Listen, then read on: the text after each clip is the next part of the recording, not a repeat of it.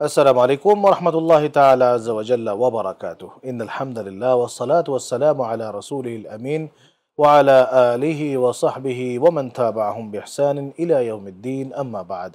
দূরের এবং কাছের, দেশের এবং প্রবাসের যে যেখান থেকে আপনাদের প্রিয় অনুষ্ঠান এসজেডএইচএম তথা শানশাহ হযরত জিয়াউল হক মাইজভান্ডারী ট্রাস্ট কর্তৃক নিবেদিত ইসলামিক অনুষ্ঠান আলোকধারা দেখছেন, সকলকেই জানাচ্ছি আন্তরিক শুভেচ্ছা এবং মোবারকবাদ। আশা করছি সবাই ভালো আছেন এবং সুস্থ আছেন।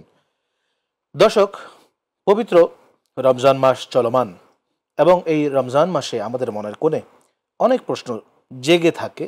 সেই সমস্ত প্রশ্নের দিকে লক্ষ্য রেখে আমরা আজকে আমাদের এই অনুষ্ঠানকে সাজিয়েছি তিনটা সেগমেন্টে। তার প্রথমটি হচ্ছে পবিত্র কোরআন তেলাওয়াতের তাৎপর্য এবং তেলাওয়াতের যে প্রভাব রয়েছে, তেলাওয়াতের যে ফাজাইল রয়েছে, তেলাওয়াতের পেছনে যে কি কারণ, কি হবে তেলাওয়াতটা করলে, এই সমস্ত বিষয় নিয়ে আমরা প্রথম পর্বটি সাজিয়েছি। তারপরের সেগমেন্টে হচ্ছে তরিকার উৎপত্তি এবং বিকাশ।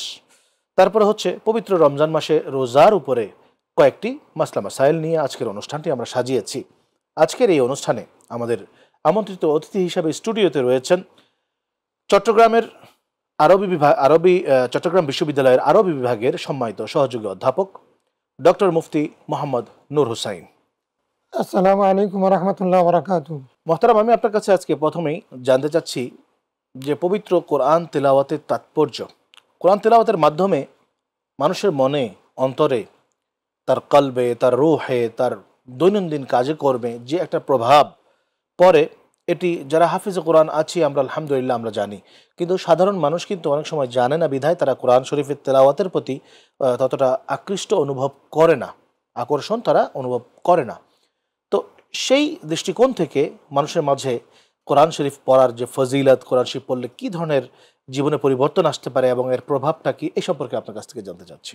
ধন্যবাদ আপনাকে সুন্দর একটা প্রশ্ন করার জন্য। পবিত্র কোরআন হচ্ছে ওহী বাণী, ঐশী বাণী, আল্লাহ তাআলার পক্ষ থেকে নাজিলকৃত অবতীর্ণ কিতাবুল্লাহ কালাম। হযরত মুহাম্মদ সাল্লাল্লাহু আলাইহি ওয়াসাল্লাম শেষ নবী, শ্রেষ্ঠ নবী, ওনার উপরেই এই কিতাব নাজিল হয়েছে। সর্বশ্রেষ্ঠ আসমানি গ্রন্থ এই আল কোরআনুল করিম। এই কোরআনুল করিমকে বলা হয়েছে তিবিয়ানুল লিকুল্লি শাই। মানুষ জীবনের যত দিক আছে সব বিষয় তো আছেই, বিশ্ব ব্রহ্মাণ্ড সম্পর্কে, ইহকাল পরকাল সম্পর্কে সব বিষয় পবিত্র কোরআনের মধ্যে সন্নিবেশিত রয়েছে, দিক নির্দেশনা রয়েছে। সেই কোরআনুল করিম এমন এক কিতাব, যে কিতাব আল্লাহ বলেছেন লা রাইবা ফি, এতে কোনো সন্দেহ নেই। এ পর্যন্ত মানব জাতির কোনো বিশেষজ্ঞ, গবেষক এখানে কোনো ভুল ত্রুটি ধরতে পারেন নাই, অনেক গবেষণা করার পরও। এই কোরআনুল কারীম তেলাওয়াতের মধ্যে দুই ধরনের প্রভাব আছে। এটা হচ্ছে প্রথমত আধ্যাত্মিক দিক থেকে যদি আমরা এটাকে বিবেচনা করি, তাহলে দেখছি যে এই কোরআনুল কারীম তেলাওয়াত করলে কোরআন শরীফ নিজেই বলছে যে এটা হচ্ছে মানে শ্রেষ্ঠ কিতাব, এবং এই কোরআন শরীফ এটা তেলাওয়াতের মাধ্যমে মানুষের অন্তরের মধ্যে একটা প্রভাব পড়ে। ইন্নামাল মুমিনুনা আল্লাযীনা ইযা যুকিরাল্লাহু ওয়াজিলাত কুলুবুহুম ওয়া ইযা তুলিয়াত আলাইহিম আয়াতুহু যাদাতুহুম ঈমানা ওয়া আলা রাব্বিহিম ইয়াতাওয়াক্কালুন। মুমিন হচ্ছে তারা, যখন তাদের সামনে কোরআন শরীফ তেলাওয়াত করা হয়, তাদের সামনে যখন আল্লাহর নাম জিকির করা হয়, তাদের অন্তর প্রকম্পিত হয়। আর তাদের সামনে যখন কোরআন শরীফ তেলাওয়াত করা হয়, তাদের ঈমানি শক্তি, বিশ্বাসের শক্তি বৃদ্ধি পায়। তো এটা হচ্ছে কোরআন শরীফ নিজেই নিজের সম্পর্কে বলছে। আর রাসূল করিম সাল্লাল্লাহু আলাইহি ওয়াসাল্লাম একাধিক হাদিসের মধ্যে কোরআন শরীফ তেলাওয়াতের বর্ণনা দিয়েছেন, ফজিলতের কথা বলেছেন। প্রথমত হযরত উসমান রাদিয়াল্লাহু আনহু থেকে বর্ণিত হাদিসে আছে যে খায়রুকুম মান তাআল্লামাল কুরআন ওয়া আল্লামাহু, রাওয়াহুল বুখারী। তো এই হাদিস হযরত উসমান রাদিয়াল্লাহু আনহু হাদিস বর্ণনা করেছেন, রাসূল সাল্লাল্লাহু আলাইহি ওয়াসাল্লাম ইরশাদ করেছেন যে তোমাদের মধ্যে সেই শ্রেষ্ঠ ব্যক্তি যে কোরআন শরীফ শিখে এবং অপরকে শিক্ষা দেয়। হযরত আবু উমামা আল বাহিলি রাদিয়াল্লাহু আনহু থেকে হাদিস বর্ণিত হয়েছে, তিনি বলেন রাসূল করিম সাল্লাল্লাহু আলাইহি ওয়াসাল্লাম ইরশাদ করেছেন যে ইকরাউল কোরআন ফাইন্নাহু ইয়াতি ইয়াউমাল কিয়ামাতি শাফিআন লিআসহাবি। রাওয়াহু মুসলিম, মুসলিম শরীফের হাদিস। হযরত রাসূল করিম সাল্লাল্লাহু আলাইহি ওয়াসাল্লাম ইরশাদ করেছেন যে তোমরা কোরআন শরীফ তেলাওয়াত করো, কেননা সেটা কিয়ামতের ময়দানে কোরআন তেলাওয়াতকারীদের জন্য সুপারিশ করবে। মিশকাত শরীফের মধ্যে এই হাদিস আসছে যে সবচেয়ে বেশি কিয়ামতের ময়দানে শাফাত করবে কোরআন শরীফ। তাহলে আমাদের আধ্যাত্মিক দিক বিবেচনায় কোরআন শরীফের তেলাওয়াত এটা আমাদের জন্য অত্যন্ত গুরুত্বপূর্ণ। আর কোরআন শরীফকে বলা হয়েছে আফজালুজ জিকির, উতলু মা উহিয়া ইলাইকা মিনাল কিতাবি ওয়া আকিমিস সালাহ। আপনার প্রতি যা কিছু নাযিল হয়েছে সেটা আপনি তিলাওয়াত করেন এবং নামাজ কায়েম করেন। তাহলে আরেকটা হচ্ছে জাগতিক দিক থেকে যদি আমরা বিবেচনা করি, এই কোরআন শরীফ তেলাওয়াতের অনেক ফজিলত আছে। যেমন আমরা দেখছি যে প্রায় ১৫০০ বছরে যারা কোরআন শরীফ গবেষণা করেছেন, এমনকি অমুসলিমরা অনেকেই কোরআন শরীফ গবেষণা করেছেন, তাদেরকে আমরা ওরিয়েন্টালিস্ট বলি, বা পশ্চিমারা যারা কোরআন শরীফ গবেষণা করেছেন তাদের অনেককে আমরা দেখতে পাচ্ছি যে তারা কোরআন শরীফ চর্চা করতে গিয়ে যে কোরআন শরীফের এটা যে মানে বিশুদ্ধতা, এটা যে আসমানি গ্রন্থ, সেটা তারা স্বীকার করে নিয়েছেন এবং তারা অনেকেই বিমুগ্ধ হয়ে ইসলাম ধর্ম গ্রহণ এবার করেছেন। যে জানতে চাচ্ছি আপনার কাছ থেকে যে কোরআন শরীফ তেলাওয়াত করলে ব্যক্তি জীবনে কি কোনো পরিবর্তন আসতে পারে, মানুষের আচার আচরণ চাল চলন, অথচ সে ব্যক্তি হঠাৎ করেই কোরআন শরীফ পড়া শুরু করলেন, এই রমজান মাসে তিনি শুরু করেছেন কোরআন শরীফ পড়া, তার জীবনে পরিবর্তন কিভাবে আসতে পারে? কোরআন শরীফ তেলাওয়াত করলে মানুষের অন্তর নম্র হয়ে যায়, বিনয়ী হয়ে যায়। কোরআন শরীফের মধ্যে যে সমস্ত তথ্য আছে সেগুলো শুনলে পরে একদিকে মানুষের কোনো একজন মানুষ, পাপী মানুষ, তার অতীত জীবনের জন্য অনুশোচনা আসবে, আর ভবিষ্যৎ জীবন সম্পর্কে তার ধারণা সৃষ্টি হবে এবং পরকাল সম্পর্কে তার ধারণা সৃষ্টি হবে। বিশেষত কোরআন শরীফের মৌলিক বিষয় কিন্তু তিনটা, একটা হচ্ছে তাওহীদ, একটা হচ্ছে রিসালাত, একটা হচ্ছে আখিরাত।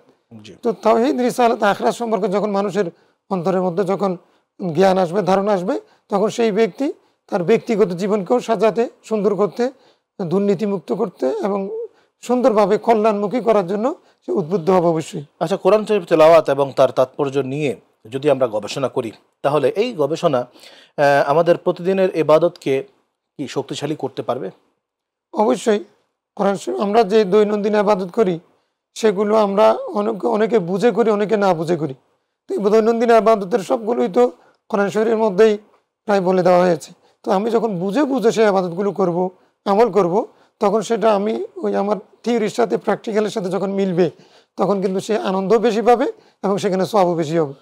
তাহলে তার জন্য সবচেয়ে বেশি জরুরি দরকার যেটা, যে শুধু কোরআন শরীফ অন্ধের মতো না পড়ে, পড়লেও সওয়াব আছে। আল্লাহ রাব্বুল আলামিন যেহেতু বলেছেন যে কোরআন শরীফ যেই পড়ুক কিংবা কোরআন শরীফের পড়া শুনুক, তাহলে কিন্তু তার জন্য সওয়াব হচ্ছে। কিন্তু এর সাথে যদি আরও অর্থটা বোঝা যুক্ত করা হয়, জি, তাহলে সেটি কিন্তু তার অ্যাপ্লাইড লাইফে, তার যে জীবন সে অতিবাহিত করছে, এই জীবনটাতে সেটাকে কিন্তু সে কাজে লাগাতে পারছে, সেই নির্দেশনাগুলোকে। অবশ্যই অবশ্যই। আমরা এখন পরের যে দ্বিতীয় সেগমেন্ট রয়েছে আমাদের, সেই সেগমেন্টে আমরা চলে যাচ্ছি।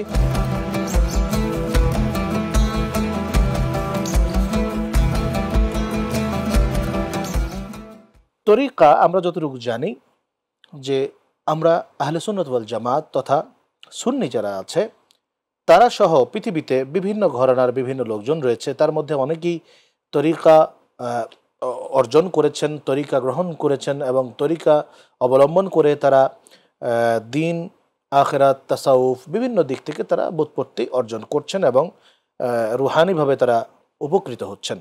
তো এই তরিকা, অনেকেই বলে থাকে যে তরিকা বলতে কোনো কিছু নাই। আসলে কি ব্যাপারটা তাই? তরিকার উৎপত্তি এবং ইতিহাস নিয়ে আপনার কাছে কিছু জানতে চাচ্ছি। ধন্যবাদ। তরিকা মানে পন্থা, রাস্তা। তরিকা এটা কোনো একক গোষ্ঠী বা মুসলমানদের কোনো একটা সম্প্রদায়ের একক কোনো বিষয় না। রাস্তা বলতে ইসলাম একটা রাস্তা। যদি আমরা দেখি যে আদম আলাইহিস সালাম থেকে আমাদের নবীর আগ পর্যন্ত যত নবী এসেছেন, প্রত্যেকে এক একটা মানে যারা যেই ধর্ম নিয়ে এসেছেন সেটা একটা তরিকা। তরিকা মানে রাস্তা, পন্থা। তো সেটা ধর্মীয় মানে অন্য ধর্মের ভিন্নতার কারণেও তরিকা হতে পারে, আবার নিজেদের মধ্যে ইসলাম চর্চা করতে গিয়ে সেখানেও যেহেতু হাদিসের ভিন্নতা আছে, কোরআন শরীফের মধ্যে একাধিক আয়াত শাব্দিকভাবে বিপরীতার্থক আমরা পাচ্ছি, বা এক আয়াতের একাধিক অর্থ আছে, সে কারণে মাযহাব যেভাবে 4টা মাযহাব প্রতিষ্ঠিত হয়েছে, অনুরূপভাবে তরিকাও এমন একটা বিষয় যেটা যে আমরা এক একজন এক একভাবে হাদিস চর্চা করেছেন, গ্রহণ করেছেন, অর্থ এক একভাবে নিয়েছেন, সেই কারণে তরিকার ভিন্নতা আমরা দেখছি। অতএব তরিকা এটা কোনো একক গোষ্ঠীর জন্য নয়। রাসূল কারীম সাল্লাল্লাহু আলাইহি ওয়াসাল্লাম যেটা পন্থা নিয়েছেন সেটা একটা তরিকা, আবার সাহাবায়ে কেরামের মধ্যে এক একজন হাদিসের এক একভাবে আমল করেছেন, সেই কারণে তরিকা ভিন্ন হয়েছে। মাযহাব যেমন হয়েছে, আধ্যাত্মিক উন্নতির জন্য এক একজন এক একভাবে মানে আপনার আল্লাহর জিকির করেছেন, ইবাদত করেছেন। বিশেষ করে এগুলো হচ্ছে নওয়াফিলের ক্ষেত্রে। যেহেতু নওয়াফল এগুলো কোনো আবশ্যক নয়, ফরজ তো সব ঠিক আছে, 5 ওয়াক্ত নামাজ কেউ দ্বিমত করছে না, জাকাত দিতে হবে, হজ করতে হবে যদি তার সামর্থ্য থাকে, রোজা রাখতে হবে 1 মাস, এগুলোতে কারোর দ্বিমত নাই। তাই নফল আমলগুলো করতে গিয়ে সেক্ষেত্রে ভিন্নতা যে সৃষ্টি হয়েছে সেটা হচ্ছে তরিকা। এক একজন এক একটা তরিকা গ্রহণ করেছেন, হাদিসকে এক একজন একভাবে আমল করেছেন, সেই কারণে তরিকার ভিন্নতা হয়েছে। এই তরিকার উৎপত্তি এটা একবার রসুল আমার যুগ থেকে শুরু হয়েছে। কেন? সাহাবা ইকরাম এক একজন এক একভাবে গ্রহণ করেছেন। যেমন আমি বলি, আমার বুখারী মুসলিম এর হাদিস, সেটা রসুল ইসলাম বলছেন, মান ক্বালা লা ইলাহা ইল্লাল্লাহ দাখালাল জান্নাহ। এই হাদিসটা হযরত আবু হুরায়রা রাদিয়াল্লাহু আনহু যখন বর্ণনা করতে গেলেন, হযরত ওমর রাদিয়াল্লাহু আনহু তাকে আঘাত করে ফেলে দিলেন, এটা বর্ণনা করবে না, নিষেধ করলেন। তার মানে হলো এটা হযরত আবু হুরায়রা রাদিয়াল্লাহু আনহু শুনেছেন, সেটাও কথা ঠিক। হযরত ওমর আল ফারুক রাদিয়াল্লাহু আনহু যে বুঝেছেন যে এটা যদি তুমি মানুষের কাছে বর্ণনা করতে যাও তাহলে তো মানুষ আমল ছেড়ে দিবে, তাহলে এটা তুমি বর্ণনা করিও না। এই যে দুই ধরনের পন্থা, একজন বলছে আমি এটা বর্ণনা করবো, আরেকজন বলছে বর্ণনা করবেন না।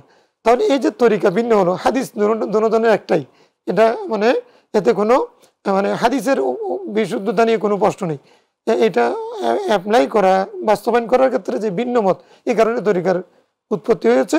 এটা রাসূল ইসলামের যুগ থেকে শুরু হয়েছে, এটা কোনো নতুন কোনো আবিষ্কার না। তরিকা আমাদের পৃথিবীতে কতগুলো তরিকা আছে সেরকম তরিকা যেগুলো চর্চা বর্তমানে রয়েছে? হ্যাঁ, তরিকা এমনি 4টা তরিকা বেশি প্রসিদ্ধ, যদিও বা পৃথিবীর মধ্যে অনেক তরিকা আছে, এগুলো হিসাব করে হয়তো বলা যাবে না, কিন্তু মূল অর্থ মৌলিকভাবে সমস্ত তরিকাতের মূল ভিত্তি হচ্ছে কোরআন সুন্নাহ।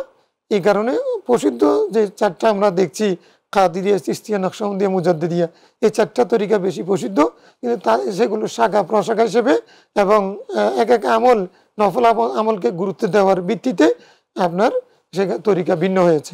অথবা সবার মূল ভিত্তি কিন্তু কোরআন ও সুন্নাহ। তারা আগে কোরআন সুন্নাহকে আঁকড়ে ধরেছেন এবং নফল কাজ করতে গিয়ে কে কোনটাকে বেশি করবেন, কি লা ইলাহা ইল্লাল্লাহ জিকির বেশি করবেন, নাকি কোরআন শরীফ তেলাওয়াত বেশি করবেন, নাকি সুবহানাল্লাহ আলহামদুলিল্লাহ এগুলো জিকির বেশি করবেন, নাকি নফল রোজা বেশি রাখবেন, নাকি আপনার কি বলে যে কোরআন শরীফ তেলাওয়াত বা অথবা খেদমতে খলক বেশি করবেন, মানে সৃষ্টির সেবা বেশি করবেন। এই ধরনের এক একজনের এক একটা নফলকে গুরুত্ব দিতে গিয়ে তরিকতের ভিন্নতা হয়েছে। এই ধরনের অনেকগুলো তরিকত সৃষ্টি হয়েছে। মূল তরিকা নিয়ে আমরা কথা বলছি, আর আমাদের আজকের এই যে অনুষ্ঠানটা সম্প্রচারিত হচ্ছে যাদের সৌজন্যে SZHM ট্রাস্ট তথা শাহনশাহ হযরত সৈয়দ জিয়াউল হক মেজবান্ডারী রহমতুল্লাহ আলাই, তার পারিবারিকভাবে তিনি যেই তরিকা নিয়ে কাজ করে গিয়েছেন, তরিকার মাধ্যমে মানুষদেরকে আলো দেখিয়ে গিয়েছেন, এই মাঝভান্ডারিয়া তরিকা সম্পর্কে একটু বলবেন।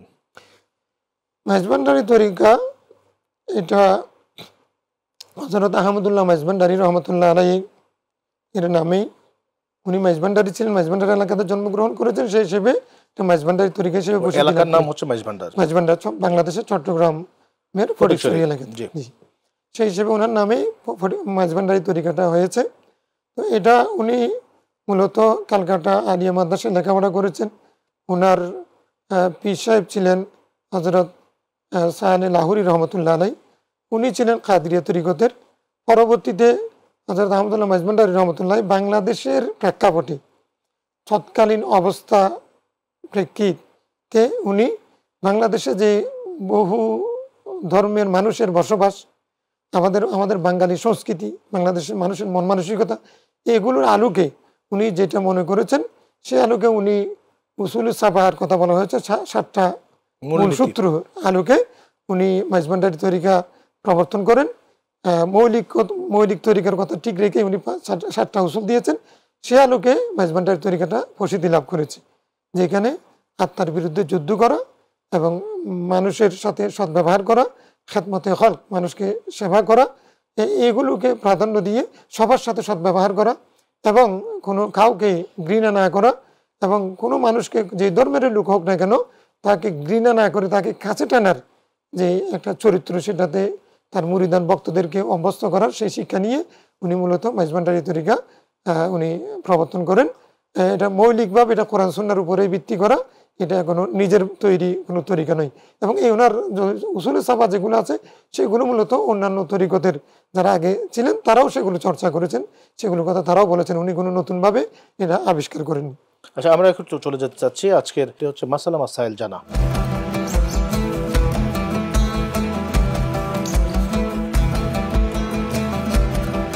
রমজান মাসে রোজা বিষয়ক যে রোজা আসলে অনেকেই রাখতে পারে, অনেকেই রাখতে পারে না। অনেকেই আছে যে ইচ্ছা করে ছেড়ে দেয়, অনেকে আছে যে না কোনো কারণবশত রোজা ছেড়ে দেয়। এই বিষয়ে কাদের উপরে রোজা ফরজ, কারা রাখতে পারবে এবং কারা ছেড়ে দিতে পারবে রোজাটা, এই বিষয়ে বলবেন। ধন্যবাদ। রমজান মাস পূর্ণ মাস রোজা রাখা এটা একজন মুমিন মুসলমান প্রাপ্তবয়স্ক নরনারীর উপরে ফরজ, ফরজ আইন। ইচ্ছাকৃতভাবে ছেড়ে দেওয়া যাবে না, অবশ্যই এটা পালনীয়। যদি না সে অসুস্থ হয় অথবা মুসাফির হয় অথবা অন্যভাবে শারীরিকভাবে অক্ষম হন অথবা আমাদের মা বোনদের যেই একটা মাসিক প্রকৃতিগতভাবে যে রোগ আছে, যেই অসুস্থতা, সেটা যদি না হয়, তাহলে একজন প্রাপ্তবয়স্ক নরনারীর উপরে রমজানের পূর্ণমাস রোজা রাখা ফরজ। এই রোজা ফরজাইন, এবং সেটা যদি কেউ ইচ্ছাকৃতভাবে একটা রোজা ছেড়ে দেয় তাহলে তাকে কাজা কাফারা উভয়টা করতে হবে। কাজা মানে হলো 60টা লাগাতার রোজা রাখতে হবে, আর একটা কাফারা মানে হলো 60টা লাগাতার রাখতে হবে। কাজা মানে আরেকটা, ওইটার পরিবর্তে দিতে হবে, তার মানে 61টা রোজা তাকে একটার বিনিময়ে দিতে হবে। অন্যথায় তাকে তওবা করতে হবে। যদি আল্লাহ তাআলা তওবা কবুল করেন, মাফ হবে, তাহলে সেটার জন্য পরকালে তাকে শাস্তির বিধান রয়েছে তার জন্য। তো এই যদি আর কোনো ব্যক্তি অসুস্থ হয়ে যান শারীরিকভাবে, ডাক্তার যদি বলেন যে আপনি রোজা রাখতে পারবেন না, তাহলে সেই ব্যক্তি রোজা ছেড়ে দিতে পারবে, অসুস্থ ব্যক্তি রোজা ছেড়ে দিবে। আর যদি মহিলারা যদি অসুস্থ হয়ে যান, যেটা প্রকৃতিগত, তাহলে তারা রোজা ছেড়ে দেবেন, পরবর্তীতে সেটা কাজা করে দেবেন। আর যদি কোনো ব্যক্তি সফরে থাকেন, যে ফাইদা তুমি না আমি নোখার, কোরআন শরীফ বলছে যে সে অন্য দিনে সেগুলো পূর্ণ করবে। আর যদি মানে সফরের মধ্যে থেকেও যদি উনি যদি রাখতে পারেন, অসুবিধা না হয়, সফরের কাজে শারীরিকভাবে দুর্বল হয়ে না পড়েন, তাহলে আল্লাহ বলছেন ওয়ান তাসু মখারুল্লাকুম, যদি রোজা রাখো তাহলে সেটা উত্তম, না রাখলে তোমরা ছেড়ে দিতে পারবে, পরবর্তীতে পূরণ করে দিতে পারবে। এটা হচ্ছে মানে রোজার ফরজিয়ত এবং তার ছেড়ে দেওয়ার আচ্ছা, রোজা অনেক সময় দেখি যে আমরা কিছু কিছু শর্ত সাপেক্ষে রোজাটা ফরজ হয়, সেই শর্তগুলো কি? এই যে এক নম্বর হচ্ছে তার প্রাপ্তবয়স্ক হওয়া, জি। মুসলমান হওয়া, আকেল হওয়া, মানে তার বিবেক বুদ্ধি ঠিক থাকতে হবে, শারীরিকভাবে সুস্থ থাকা, তারপরে মুসাফির না হওয়া, হ্যাঁ, শরীর পাক থাকা, মানে মহিলাদের ওই বিষয়টা, এইগুলোর উপরে ভিত্তি করে তার অনেক সময় যে আমরা আমাদের বাচ্চাদেরকে দেখা গেল যে আমার বাচ্চা রোজা রাখতে চাইছে, আমরা তাকে সাথে করে নিয়ে রোজা রাখছি, সেক্ষেত্রে তার রোজাটার হুকুম কি? অপ্রাপ্তবয়স্ক কোনো বাচ্চা যদি, ছেলে মেয়ে যদি রোজা রাখতে চায়, সে যদি কম বয়স্ক হওয়ার কারণে শারীরিকভাবে অসুবিধা না হয়, অর্থাৎ রোজা রাখতে গিয়ে তার শারীরিকভাবে কোনো অসুবিধা না হয়, তাহলে তাকে উৎসাহিত করা উচিত এবং সে আস্তে আস্তে অভ্যস্ত হয়ে যাবে। যদি বা এখনো ফরজ হয় নাই, সেটা নফল হিসেবে আদায় হবে। নফল হিসেবে আদায় হলে সেটা তার জন্য আগামী দিনের জন্য একটা অভ্যস্ত হওয়ার একটা ব্যবস্থা হবে। তবে শর্ত হচ্ছে সেই অপ্রাপ্তবয়স্ক, কম বয়সের কারণে তার যেন শারীরিকভাবে কোনো অসুবিধা না হয়, সেদিকে দৃষ্টি রাখতে হবে। আর তার যে সওয়াবটা হবে সেটি বাবা মার আমল নামায় লেখা হবে। এটা আসলে এরকম একটা কথা আছে, তো সেটা কিতাবি ভিত্তি না। কারণ সেই ব্যক্তি যখন নাবালক অবস্থায় সওয়াব তার লিখা হবে না, তার নামে ফেরেশতা নাই, এই কথাটা ঠিক না। এগুলো হচ্ছে যেহেতু সে নাবালক, তার জন্য ফরজ ছিল না, মা বাবা তাকে উদ্বুদ্ধ করেছে কারণে, সেই কারণে মা বাবাও সওয়াব পাবে। সে সওয়াব পাইলে মা বাবারটা কমে যাবে, মা বাবা পাইলে তারটা কমে যাবে। ইসলাম এরকম বলে নাই। রাসূল ইসলাম বলেছেন মিন গায়রিন তাকাসা মিন হুসাইয়ান, আল্লাহর দরবারে কোনো কিছুর অভাব নাই। নাবালক কেউ যদি কোনো কাজ করে, ভালো কাজ করে, এটা সেও পাবে, মা বাবাও পাবে। আচ্ছা, আমরা তো জানি যে রোজার ফরজ রোজা সম্পর্কে জানলাম, এছাড়া আর রোজার প্রকার আছে কতগুলো? হ্যাঁ, রোজার মধ্যে রোজা ওয়াজিব রোজা আছে। কেউ যদি মান্যতে রোজা করে, আমি কোনো একটা নেক আমল যদি আমার পূর্ণ হয়, আমি এই রোজা রাখবো, একটা রোজা রাখবো, 3টা রোজা রাখবো, মান্যতের রোজা, এটা ওয়াজিব। তারপর সুন্নত রোজা আছে, যেমন আশুরা রোজা, আশুরা রোজা মানে মহরম মাসের 10 তারিখ, সুন্নত রোজা। তারপর হচ্ছে মুস্তাহাব রোজা আছে আপনার, প্রতি সোমবার বৃহস্পতিবারে রোজা রাখা। এটা রাসূলুল্লাহ ইসলাম সোমবারে, প্রতি সোমবারে রোজা রাখতেন। হযরতে কাতাদা রাদিয়াল্লাহু আনহু প্রশ্ন করেছেন, আপনি প্রতি সোমবারে কেন রোজা রাখেন? রাসূল বলছেন ফি উলিদতু ফি উনজিলা আলাইয়া, সেদিন আমি জন্মগ্রহণ করেছি, সেদিন আমার উপরে কিতাব নাযিল হয়েছে, সেই কারণেই আমি রোজা পালন করি। এই সোমবার বৃহস্পতিবারে রোজা রাখা, এইরকম আপনার কি বলে যে আইয়ামুল বীজের রোজা আছে, যে প্রতি চন্দ্র মাসের 13, 14, 15 তারিখ, এগুলো ইসলামী শরিয়ার মধ্যে এগুলো মুস্তাহাব রোজা। এই রোজাগুলো মানে আপনার রাখলে সওয়াব আছে, না রাখলে কোনো গুনাহ নেই। আপনাকে অসংখ্য ধন্যবাদ। প্রিয় দর্শক, আমরা ডক্টর মুফতি নূর হোসাইন সাহেবের কাছ থেকে আজকে বেশ কয়েকটা বিষয় সম্পর্কে জানলাম। তার মধ্যে একটি হচ্ছে পবিত্র কোরআন তেলাওয়াত সম্পর্কে। কোরআন তেলাওয়াত হচ্ছে এমন একটা ইবাদত, যেই ইবাদতটি একটি হরফের বিনিময়ে আল্লাহ রাব্বুল আলামিন 3 গুণ সওয়াব দান করছেন। বিশেষ করে এই রমজান মাসে তো আরো বেশি। 10 গুণ 10 গুণ আল্লাহ তাআলা রমজান বানিয়ে মাসে দিয়েছেন বেলা তাকে। হিসাব। হ্যাঁ, তিলকা আশারাতুন কামিলা, 10টা নেকি আল্লাহ তাআলা কমপ্লিট করে দিয়ে দিচ্ছেন। সেই জায়গায় কোরআন শরীফের এই তেলাওয়াত আমরা বেশ কয়েক রকম ভাবে করতে পারি। সেটি হচ্ছে নিজে তেলাওয়াত করতে পারি, সেটি হচ্ছে আমরা মসজিদে গিয়ে হাফেজ সাহেবের কাছ থেকে শুনতে পারি, তারাবির মাধ্যমে শুনতে পারি, কিয়ামুল লাইলের তেলাওয়াত আমরা শুনতে পারি। এইভাবে কোরআন শরীফের তেলাওয়াত যখন আমরা আমাদের নিজেদের জীবনে জারি করে ফেলব, তার সাথে সাথে কোরআন শরীফকে বোঝা এবং সে অনুযায়ী যখন আমল করা শুরু করব, এই কোরআন কিন্তু আমাদের জন্য কাল কিয়ামতে একজন শাফিঈ, একজন সুপারিশকারী হিসেবে আল্লাহ রাব্বুল আলামিনের সামনে দাঁড়াবে। তো সেই সুপারিশকারীকে সুপারিশকারী হিসাবে পেতে হলে তাহলে তার হককে যথাযথভাবে আদায় করতে হবে। তার সাথে সাথে পবিত্র রমজান মাসে যে রোজার বিষয়গুলো বলা হলো, এই রোজার বিষয়গুলো অবশ্যই যত্ন সহকারে আমাদের মাথায় রেখে, সামনে রেখে আমাদের রোজা রাখার ব্যাপারে আমাদের সবসময় যত্নবান হতে হবে। আল্লাহ রাব্বুল আলামিন যেন আজকে এই আলোচনাগুলোর উপরে আমাদের প্রত্যেককে আমল করার তৌফিক এনায়েত করেন, সেই কামনা করে আজকের মতো এখান থেকে বিদায় নিচ্ছি। ভালো থাকবেন। আসসালামু আলাইকুম ওয়া রাহমাতুল্লাহি তাআলা ওয়া বারাকাতুহু।